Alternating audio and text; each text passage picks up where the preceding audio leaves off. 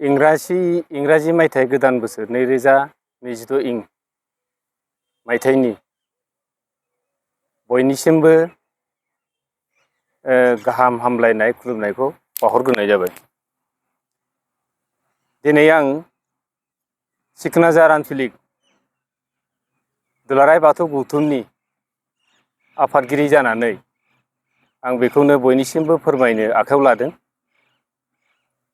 जे जोंनि दुलाराय बाथौ गौथुमनि देग्लायनि जे गोथार बाथौ सान, बे गोथार बाथौ सानखौ लोब्बा लाखिनानै जोंनि सिखनाजार आन्चलिक दुलाराय बाथौ गौथुमनि जे बोसोरारि जोंनि जुथुम्मा, लोगोसे खेराइ फोरबो, लोगोसे बाथौ मेला, बेखौहाय जोङो गोथार बाथौ सानखौ लोब्बा लाखिनानै जानुवारि दाननि 21 अक्ट'निफ्राय 28 अक्ट'सिम खुंफुंनो जोङो थि खालायदों। दा जोङो अलरेडि बानजाय आफादखौ जों दाफुंनानै लाबाय आरो बानजाय आफादनि मावखुलिखौबो जोङो बेखेवनानै लानो हाबाय। दा जोङो बे 8 सान, बे 8 साननि हाबाफारिखौ जोङो धोरोमारि बिथिङै जोङो फोसाबलु नोजोरजों जोङो गासै सेमिनारनि गेजेरजों जोङो जोबोद गाजा गोमजायै जों मेहेर गोनाङै खुंफुंनो जों आखायाव लादों। दा जोङो 21 थारिखआव जोङो बेखेवगोन आरो 22 थारिखनिफ्राय जोङो सेमिनार लादों। जोङो बाथौ धोरोमखौ फोसाबनाय, फेहेरनाय, फोगोबनाय आरो बेखौ बुहुमाव गेवलांसार होनो थाखाय जोङो मोजां जोङो टपिक्स लानानै जोङो सेमिनारखौ जोङो खुंगोन। जोङो 22 थारिखनिफ्राय जोङो प्रथम जोङो सेमिनार लादों बाथौ गुरुनि। गासै बाथौ गुरु, रेंगु दामसा, नायगिरि आरो दौसिनिगिरि बिथांमोनखौ जों लानानै जोङो सेमिनार खुंगोन 22 थारिखआवहाय। बेनिफ्राय 23 थारिखआव जोंहा बाथौ आर'ज दङ। 23 थारिखआव जोङो सरस्वती फुजा थानायखाय जोङो ओइदिन जोङो सेमिनारखौ जोङो लानाय जायाखै। 24निफ्राय जोंहा लाइमोननि दङ, गासै लाइमोनखौ लानानै जोङो 24 थारिखआव जोङो सेमिनार खुंगोन। लोगोसे माइनावनि 25आवहाय जोंहा माइनावनि जोङो सेमिनार खुंगोन। हाबाफारि बायदियै जोङो गासै लाइमोनफोरखौ लानानै, माइनावफोरखौ लानानै, लोगोसे जोङो क्लाबनि माखासे सेंग्राफोरखौ लानानै जोङो सेमिनारखौ खुंगोन।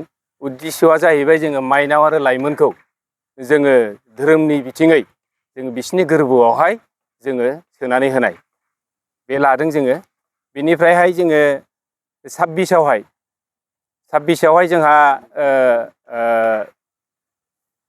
जोंनि आन्चलिक वार्किं कमिटि जोङो लादों। मानोना देग्लाय जोंहा टार्म मिटिं पिरियड, जोङो गोजाम आफादखौ सिफायनानै गोदान आफाद जों दाफुंनाय जाहैगोन। बिनि थाखायनो जोङो सानसे सिगां जों 26 थारिखआवनो जोङो वार्किं कमिटि जिरायनानै जों बाहाय थि खालायगोन। बेनिफ्राय 27आव जोंहा गोथार बाथौ सान फैबाय। गोथार बाथौ सानाव जोङो हाबाफारि बायदि फुंबिलियावहाय जोंहा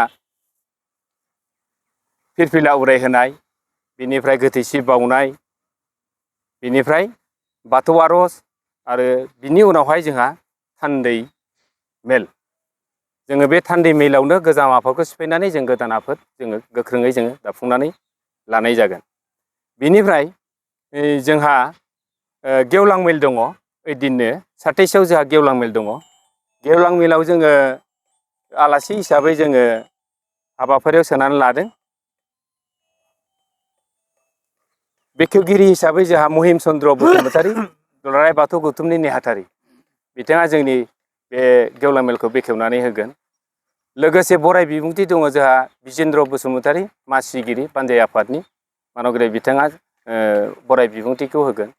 गाहाय आलासि हिसाबै दङ जोंहा सानसुमा खुंगुर बैसोमुतारी, बारग' MP लकसभा मानगेर बिथाङा गाहाय आलासि आरो बुंथिगिरि आलासि दङ बिथाङा जाहैबाय जोंनि दुलाराय बाथौ गौथुम क'क्राझार जिल्ला कमिटिनि जोंहा आफादगिरि टिकेन्द्र नार्जारि बिथाङा बुंथिगिरि आलासि आरो माननि आलासि दं जोंहा सनेन बसुमतारि बियो सोद्रोमा क'क्राझार जिल्ला दुलाराय बाथौ गौथुम आरो माननि आलासि दं जोंहा आफादगिरि नेहाथारि बिसमुरि एबसु माननि आरो आलासि दं जोंहा आफादगिरि नेहाथारि बिसमुरि बर' थुनलाइ आफाद आरो माननि आलासि दङ जोंहा आफादगिरि नेहाथारि बिसमुरि बर' समाज आरो दंबावो जोंहा आफादगिरि नेहाथारि ट्राइबेल संघनि आरो दंबावो जोंहा मासिगिरि बिसिडिसिनि जोंहा चेयारमेन हिसाबै दङ जोंहा बिसमुरि बिसिडिसि इस्ट मालिगाव बिसिडिसि चेयारमेन आरो बासबारि बदरमपुर बिसिडिसिनि चेयारमेन बिथांमोनहा जोंनि माननि आलासि दङ। बिनिफ्राय जोंहा 4 रिंगायाव दङ जोंहा खेराइ थानसालि बेखेवनाय। बे खेराइ थानसालिखौ जोंहा बेखेवना होफैगोन जोंहा मुस्रिमा सेउलि ब्रह्म महिलारि MRM हस्पिटालनि बिगुमा बिथांजोआ जोंनि खेराइ थानसालिखौ बेखेवना होफैगोन। बिनिफ्राय 9 रिंगा जानाय लोगो लोगोनो मोनाबिलिनि 9 रिंगा जानाय लोगो लोगोनो जोंहा खेराइ बे खेराइखौ दैदेनगोन जोंहा बाथौगुरि हिसाबै खोरोम बसुमतारि जानागुरु आरो दौदिनि हिसाबै दङ जोंहा लाबलिं नार्जारि आरो रिंगु दामसा हानजा हिसाबै दङ खाथलमुरि। जोङो बेखिनियाव जोङो 27 थारिखनि बे मोनाबिलिनिफ्राय जागायनानै फुंनि 8 रिंगासिम बे खेराइ फोरबोआ जोबहैगोन 28 थारिखआव। दा जों बेबायदिनो जों मेहेर गोनाङै जोङो खुंफुंनो थाखाय जोङो देग्लायनि गोथार बाथौ सान लोगोसे खेराइ फोरबो आरो सिखोनाजार आनसलिक दुलाराय बाथौ गौथुमनि खुंगा 34थि बोसोरसालिया जथुम्माखौ जों बेबायदिनो जों मेहेर गोनाङै खुंफुंनो जों आखायाव लानाय जादों।